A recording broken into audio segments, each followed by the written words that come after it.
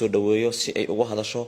waxa dhacay iyo gabadheeda waxa ku dhacay xaaladda sida ay tahay iyo waliba xaal waxa hadda uu marayo ninka in gacanta lagu dhigay in aan lagu dhigin familkiisa waxa ay isdheheen inta waxaan rabnaa iyada in aan ka wareysano marka hore waxaa soo dhawow waa dhawa hooyo assalaamu calaykum waraxmatullaahi waa dhawahay ummadda islaamka horta halkan ka salaamaya assalaamu calaykum salaanta islaamka midda kale waxaa idiin sheegayaa wixii ugu dhacay oo gabadheeda ku dhacay ilaahay nabar xaq darro ha iiga dhigo qadar u qorneeday ahayd markii xab iyo biyo ahayd ayay u qorneed gabadheeda ilaahayna nabar xaq darro ha nooga dhigo gabadheeda waa gabar la dhibaateeyey waa gabar dhib loo geystay inta qalad u geystay wax laga sheekeyn karo maaha waa kufsi waa maandooriye waayahay hooyo gabadha baaritaan ma la geeyey ma la baaray dhaqaatiirta maxay dhaheen hooyo iyo la iska duubay misana uu dad kale usii gudbiyey alxaasil ninkaas wax aan ku tilmaamo ma aqaan nin ummadda soomaaliyeed matala ma aha wax adduunka sharci gaalo iyo sharci muslim wax ka dhacay ma aha weligeed wax tan dhacday waa wax xun gabadheedu nin dhimasho uga tegay waaye ninkii xataa si xayaatala u dilo ayaa maanta ka fiicnaan lahaa dhibka uu noo geystay laakiin ilaahay subxaana qaadirka waxaan ka baryayaa gabadheedu waa gabar fiican waa gabar la yaqaano ummadda soomaaliyeed taqaano waa loo jeedaa gabar la dhibaateeyey inay tahay gabar xun ma aha waa gabar qalbi fiican waa gabar miskiin ah anaa dhalay hooyadeed baan ahay ilaahay subxaana qaadirka ka sukow ummadda soomaaliyeed gabadheeda cadaalad baan u rabaa anaa dhalay hooyo dhibaataysan ahay gabadheeda dhibkeeda loo geystaa ahay ummadda nabi maxamed ummadda islaamka waa waa qalbi fiicantiin dad islaanaatiin 100% waana ida arkay iyo kaca cadaalad ayaan u rabaa gabadheeda midda kaloo jirtaa waxay tahay fahmo tan way ku dhacday wax u qorneeday ahayd maalintii ay dhalatay berri wiilka ku qoslaayo iyo midka ka xunow halkan ku qoslaayana xaqa allah tuso gabar baa dad baa la dhalay wiil iyo gabar waa arkay kuwa ku faraxsan fahmo waxa ku dhacay gabar baa la dhalay gabar u dhaxay way ku dhici karaan waana u doqoniimo kuwaas waxaan leeyahay iyagani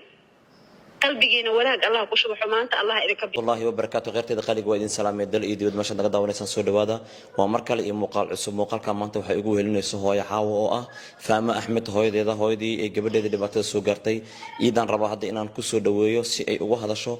waxa dhacay iyo gabadheeda waxa ku dhacay xaaladda sida ay tahay iyo waliba xaal waxa hadda uu marayo ninka in gacanta lagu dhigay in aan lagu dhigin familkiisa waxa ay isdheheen inta waxaan rabnaa iyada in aan ka wareysano marka hore hooyo Xaawo soo dhawow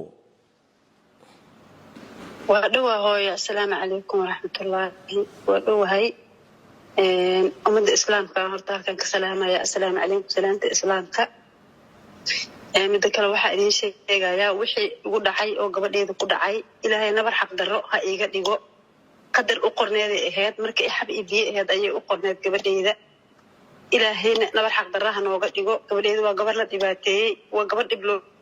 geystay inta qalad u geystay wax laga sheekeyn karo maaha waa kufsi waa maandooriye waayahay hooyo gabadha baaritaan ma la geeyey ma la baaray dhaqaatiirta maxay dhaheen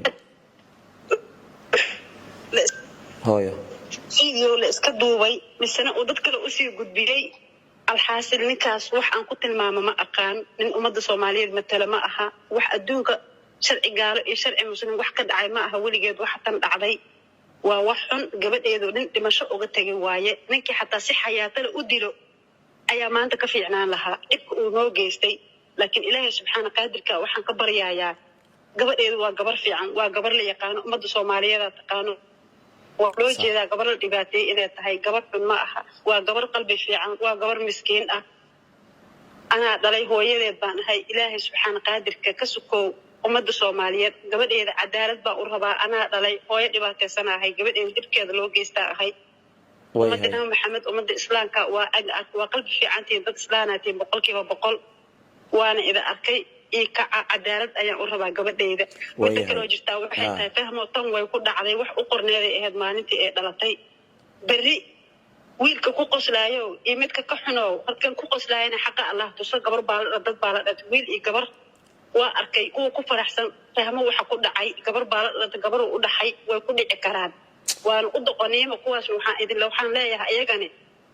qalbigiina wanaag allah ku shubo xumaanta allah idinka bixiyo fahmo xumaan male waayahay hooyo waxaan ummadana maxamed iyo wiil Soomaaliyeed iyo gabar Soomaaliyeed aan garbahooda taagan oo walaalaheeda ما شاء الله هوي inaan waxaan diidanahay ninkaas cadaaladda in ii keenaan rabaa because uusan hadhow dhibaato dambe uusan u geysanin uusan gabar Soomaaliyeed oo dambe uusan waxaas ugu suubinin aniga waxaan barnaamijkan markaan arkay ilaa hadda aniga ma seexan meel aan istaagin male ninkii weli gacan uguma hayo waa la raadinaa laakiin aabihiisan gacanta u haynaa oo xabsiga la dhigay si fiican kulay hadduu maqlaya haddii kaleba beer naxa male 80 jir aabihiis oo dhalay ninka xabsi dhigay cid uu ka naxaaya male